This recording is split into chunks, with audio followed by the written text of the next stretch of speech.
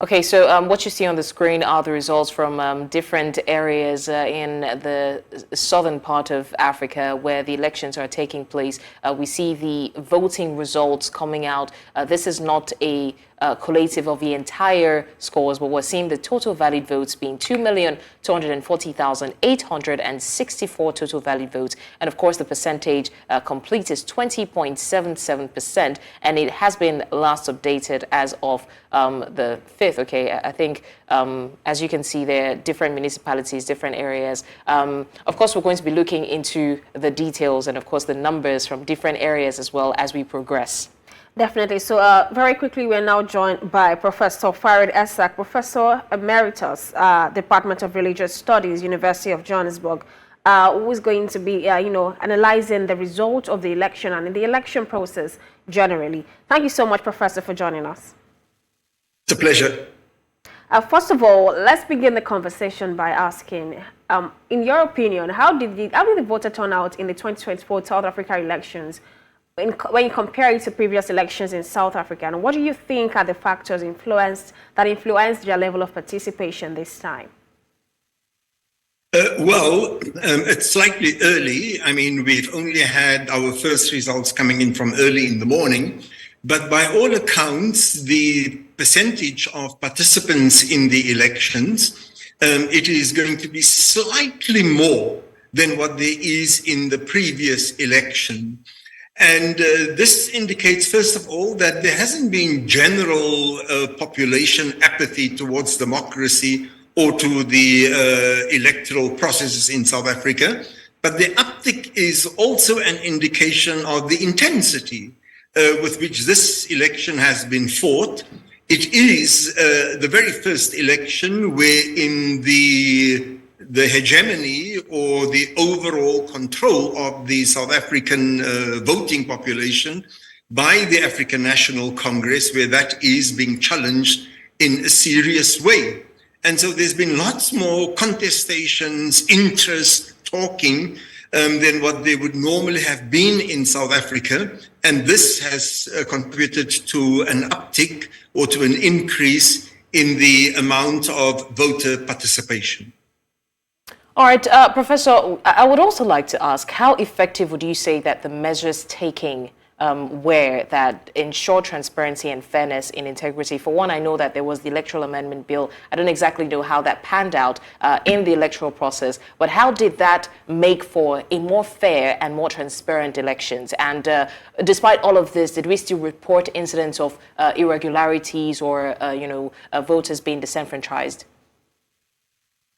Well, the major change made in the Electoral Act was to allow for independent candidates. Hitherto, every entity or every possibility that we had was confined to registered political parties who each had to have a very clear and a very high number of signed up citizens supporting the registration of this party. So now for the first time, we have actually had independents who were allowed to stand. The cost, of course, for the standing was quite exorbitant. And so we've only had 11 candidates nationwide who have made themselves available on an individual basis. But the fact is that democracy is being widened by the eligibility of these individuals. The second thing is the kinds of arguments and discussions that happens in South Africa around election time and irregularities at the polling stations. It's not nearly on the scale that one sees in many, many other parts of the world. And these are really minor skirmishes, it's like you have an earthquake in Turkey, for example, and then there's one or two Nigerian citizens who are caught in this. Now, of course, the media in Nigeria would be forced, there's a need to talk about those two citizens. But those two citizens caught in the earthquake are really inconsequential in the relation to the larger earthquake. And that is how these electoral incidents are sometimes reported. So, but in terms of the larger scenario in South Africa, there is not a shred of doubt that the process is efficient, that the process is fair, and that not just the electoral process itself, but the lead up to the elections itself. So there are hardly ever, if there are inconsequential complaints by some entity or the Independent Electoral Commission or by a particular political party disadvantaging their opponents. It's quite rare, and I think it's remarkable given the fact that our democracy is really only 30 years old, that our independent institutions, including the Independent Electoral Commission, have done so well to continue earning the confidence of not just the South African public, but the admiration of people across the world. All right, Professor, there are predictions that the ANC, that's the ruling party now, may lose the majority, even though it's taking the lead in the results that we have seen trickle in, and that's because they say that it's going to be bowing to the pride, so to speak, with the MK taking, the entire KwaZulu-Natal. So do you think that ANC may be forced to form coalition with other smaller parties now to take majority? Or do you think, how do you think MK has fared so far, even though it's taken the 4th position with the result that we have so far? Well, first of all, I think that it is evident, even at this very early stage of the election, that the ANC is not going to reach a clear majority. And this would mean that, yes, it will have to govern in some kind of a coalition. And incidentally, this is not new for South Africa. The very first government that we had under President Nelson Mandela, it was also a coalition government, despite the fact that the ANC at that time had a clear majority of more than 66%.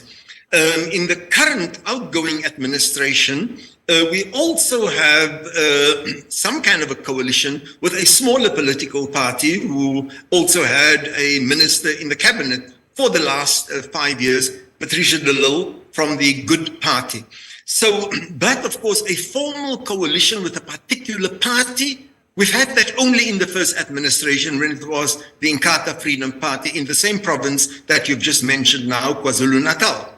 And so, yes, I mean, the one really very unexpected phenomenon is the showing of the MK party, which was established by the supporters of the former president, Jacob Zuma, who's a very strong kind of Zulu nationalist, and his strength has also been in KwaZulu-Natal. But the surprising thing is that this party that was formed just 2 months ago, that they have actually at this stage achieved 8% in the current elections, and by all accounts, they are putting up a really good show in KwaZulu-Natal, which is a very largely Zulu-dominated province, and also their appeal to the more traditional Black South Africans with a clearer identity, to say tribal politics. It's also a reflection of that. Now, of course, I think that there's a far bigger possibility of this party entering into some kind of relationship with the Economic Freedom Front rather than with the African National Congress. It's going to be very, very challenging for the ANC to find workable coalition parties. Now, sometimes these coalition partners have worked at the provincial level, sometimes at a regional level or at a municipality level, but it's going to be a huge challenge for the ANC because there's been a number of small parties, very, very small parties, who've been leaning towards the ANC, but it is far from a made-out matter if these parties will be able to come up with numbers in parliament that are going to give the ANC an effective, if not a theoretical, majority. And so it's a very challenging time for the African National Congress. At the same time, it is by far the party that still enjoys the vast majority of the electorate in South Africa. I mean, the party that comes closest to the ANC is 20% behind the ANC, which is the predominantly white Democratic Alliance. So they're still 20%. So nobody's ever talking about a DA leadership inside South Africa. So for now, South Africa is still going to be led by the ANC, with a variation of which of the smaller entities they're going to be governing the country. All right, Professor Farid Esak, Prof. Emeritus, Department of Religious Studies, University of Johannesburg. Thank you so much for discussing South Africa elections with us. Thank you. All right, this is to Report Desk Africa. And of course, News Central is following up on the updates on the results. We're seeing results coming in from KwaZulu-Natal, from Limpopo, from the north, west and eastern provinces as well of the country. And we also have valid votes up until this moment being over 3 million. And of course, the completed being 29.39%. And we're definitely going to keep you up to speed on how that is unfolding. This is still News Central Television. And of course, you're still watching Report Desk Africa. When we come back, we're taking a trip back to West Africa, where we take a look at the administration's 1 year in power. Stay with us.